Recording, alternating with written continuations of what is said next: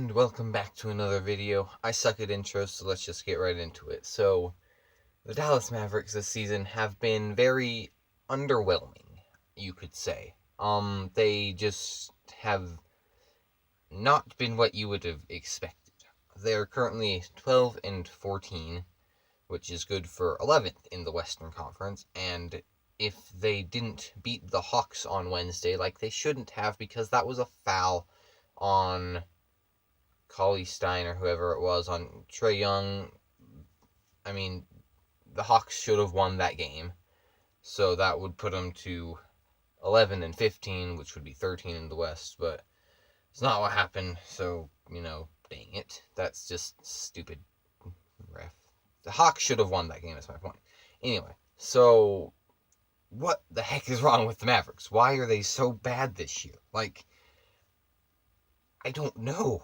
Okay, I do know, but, I have my theories. I don't know. Nobody knows, but, so I got this idea to do the video and say how Luka Doncic is one of the more overrated players in the league. But then I started looking into it, and I found nothing to support that, at all. He is below average in field goal percentage by 0.01%. Below average by 3-point% by 6%. So that's not good, but that's always been a problem. So it's not like that's a new thing this year. Below in effective field goal percentage and exactly average on true shooting percentage. So, not great, but again, that's normal. That's happened the last 2 years. So why is it all of a sudden that the Mavs suck this year? I just it's odd. Not what you would expect. But so I've got the problems here. I have their offensive rating is 17th in the league. And after having, I believe, the number 1 rated offense ever last year, to go down to 16 is kind of 17. Go down to 17 is not very good. So, but you look at it, it's only dropped by 5 points. So maybe that's a difference in a couple games, but not really. That's not a huge difference.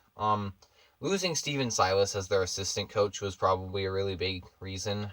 He's a head coach now for a reason, so he was probably a pretty big help in Dallas. So he was a pretty big help in Dallas. So that's bad for them that they lost him.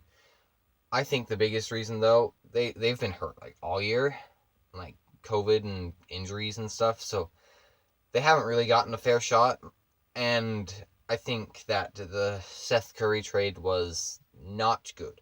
I didn't hate it at the time, but now I'm really not liking it. They traded Seth Curry for Josh Richardson, basically. There were probably some other picks and stuff in there, maybe small players, but really it was Seth Curry for Josh Richardson.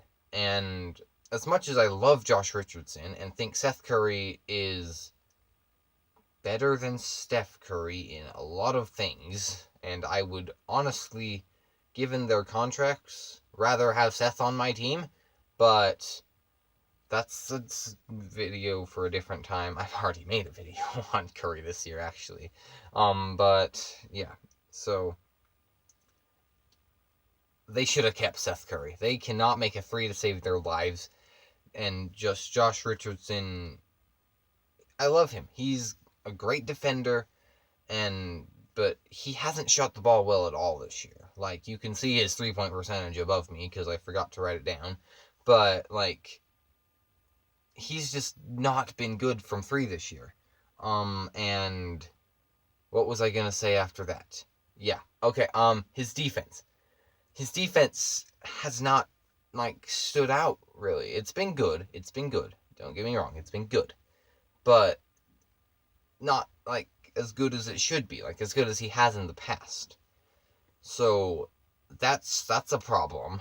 That's definitely a problem.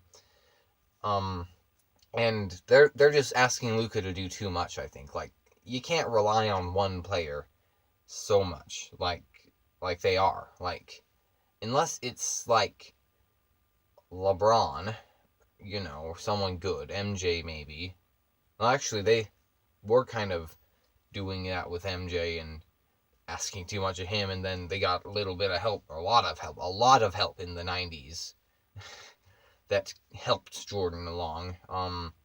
LeBron never really had a ton of help. He had Wade and Bosh for like 4 years, but other than that, no one on the team. Like Ray Allen, I guess, but you get the point.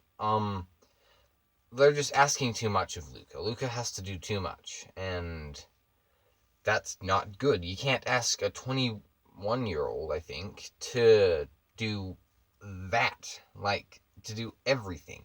To create the shots for other people, for himself, and, well, I mean, that's really it. But he's, like, the only one doing it. Like, no one else can do it. So I think that the biggest solution is to trade for, like, playmakers and shooters. So I've got a trade that I think would be perfect for them, for both sides, actually. So I say they trade Josh Richardson to the Pacers for Jeremy Lamb and TJ McConnell, straight up if they could. But, I mean, honestly, if I'm the Pacers, I don't accept that straight up. I take, like, picks or something, like a few. But that's the basis of a trade that I think would be perfect for both sides. The Pacers get more defense after they traded Victor Oladipo away because, again, Richardson hasn't been bad, but he's definitely better than Jeremy Lamb. So yeah, that helps the Pacers. They would need another backup point guard, but maybe they get that also in the trade. Maybe they get like a Trey Burke-ish, maybe, type player. I don't know, something. Maybe it's a 3-team trade and they get someone else, but again, that's the basis of a trade. And then for the Mavericks, they get TJ McConnell, who's currently leading the NBA in assists per 36 minutes. So that's perfect. Help Luka with the playmaking things. And Jeremy Lamb's also leading the NBA in 3-point percentage right now at like 52% or something. That's insane. Not saying those like stats are gonna hold up for the rest of the year, but they're really good. Like, that's just what they need. Someone to make shots and to create shots for other people. And that's just what they don't have on their team right now. Like, Porzingis, I mean, he's a big man, so he's not expected to do that, so that's not really a problem for him. That's just, yeah. No. Jokic is about the only big man that can do that. Do all that. But yeah, so that's just a great trade for both teams. I would think that would greatly improve both teams, and that they should do it. That'd be perfect for both teams. I've said that a million times. Just, yeah. So predictions for the season. I'm gonna say the Mavericks go 40-32 and make the 8th seed in the West. I mean, like, they probably aren't going to do that trade, but if they do, probably goes higher, like better record, but the just they aren't great. Like, they were the 7th seed last year. Jazz were the 6th seed last year. The Mavs were the 7th seed last year. And now you've got teams such as, yeah, I can't think of any actually that would be better than them. Maybe Portland or the Grizzlies or someone are better than them by the end of the season and have a better record, because the Mavs had a horrible start for whatever reason. It might be they didn't have a good start. They are in a bad position right now. But I think they will make the playoffs. Maybe they get a play-in game to get in. Who knows? But I think they do make the playoffs. And yeah. So thank you for watching. I should have another video tomorrow, I would think. Tomorrow or Sunday. And yeah, so see you guys in the next video, and bye.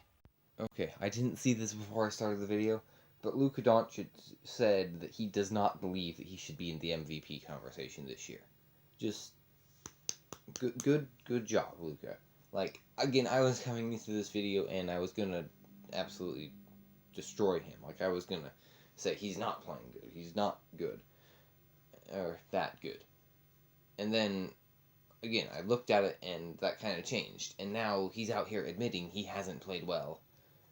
And just props to you, man. Like, you're now, again, one of my favorite players in the league when a couple days ago I was about to absolutely trash you. So, I'm sorry, okay?